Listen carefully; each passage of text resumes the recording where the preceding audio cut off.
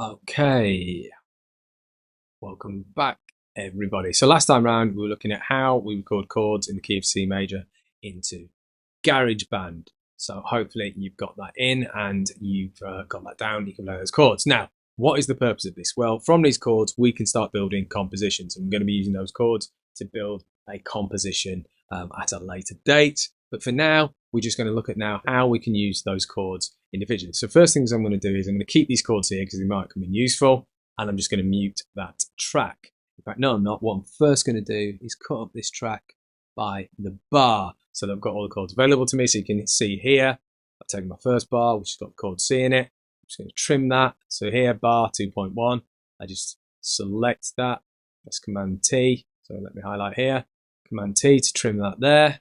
And then I'm going to trim it there at bit 3.1. And I'm going to trim it here at 4.1. You can worry about why later. I'm just going to do that to start off with. Then I'm going to mute here. And what I'm going to do is create a new track, MIDI instrument again, create, and my classic electrical piano is fine. I don't need to worry about anything else. I've got my click on, so I'm all good to go. Well, what we're going to do is look at why we need to know these chords. So I've made a quick document here looking at chord progressions in C. So each chord has a number from 1 through to 7, C being 1, D minor being 2, E minor being 3, F being 4, G being 5, A minor being 6, and the B diminished being 7. And some of these chords go together really, really well. Now, we could just guess, but what we're actually going to do is try and play in some classic chord progressions. And once I start playing these progressions in, you'll hear them and you might recognize them. So first off, I have a 1, 4, 5 progression, which goes C, F, and G. So many songs are made up of this chord progression. I'm sure once you hear it, you will recognize some of those songs. So my click's on, I'm going to find those chords, C, F, G. And I'm actually going to do 2 bars of G, going to hit record.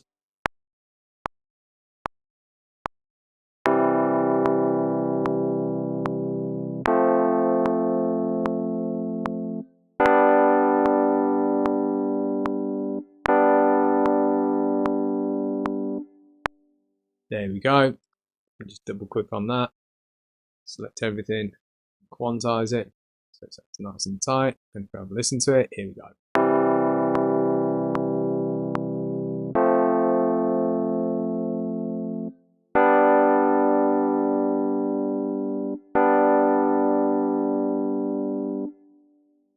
And if I actually take that, copy it and loop it, you have a listen to how it sounds in a sequence.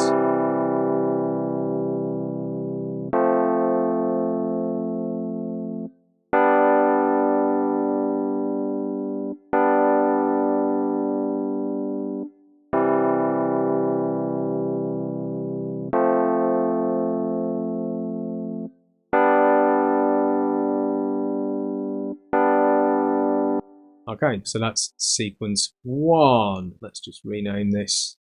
What's that? That was 1, 4, 5. So we've got that there just so we can keep track of what we've got.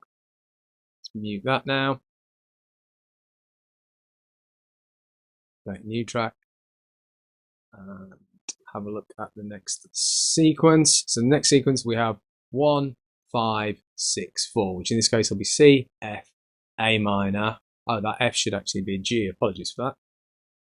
C, G, A minor, F. So let's just write 1, 5, 6, 4 into GarageBand. So I don't forget 1, 5, 6, 4. I want to play this in. You will instantly recognize this as a song, I'm sure, because so many songs use this progression.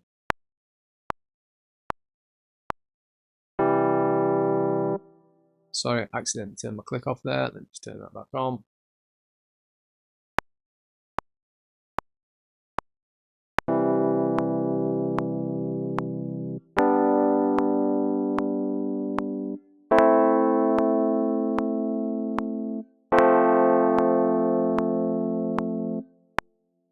And I'm sure right now in your head, you're either singing, I don't know, Can You Feel the Love Tonight?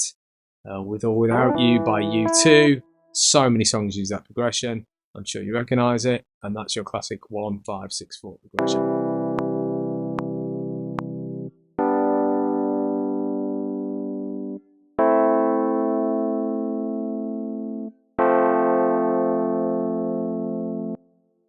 Now, we're just going to look at one more way of doing this if your keyboard skills aren't that strong and how you can get around it. So let's just have a look at the next progression. Next up we have a more minor, so it starts in the A minor, so it sounds sadder. So this is 6, 4, 1, 5. A minor, F, C, G, 6, 4, 1, 5. Let's just duplicate this track and call that, what did it say? 6, 4, 1, 5. Now, suppose you can't play keyboard very well, but you still want to do this. What you've got up here is you've actually got chord 1, 2, 3. Just doing that 1, 2, 3, 4, 5, 6.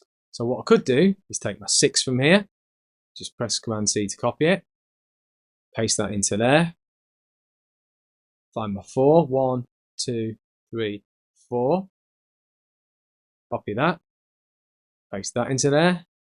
Then I want my 1, so that's easy to find, there's 1. And finally my 5, 1, 2, 3, 4, 5. Oh wait, I've gone wrong somewhere. Let me just undo the last thing I did. There's my 6, my 4. So I need to take my 1, drop it in the right place. This might have gone wrong. I see where I'm going wrong. I've gone very wrong. Okay, let me try that again. I've definitely got my 6 here. I'm going to take my 4 from here. Where I've gone wrong is I've pasted it into the wrong place. I need to make sure I go here to paste it in. 4. Take my 1, paste that in, and then take my 5, 1, 2, 3, 4, 5. Take that, make sure I come back down here, paste that in, just mute this, and then let's have a look, listen to that progression.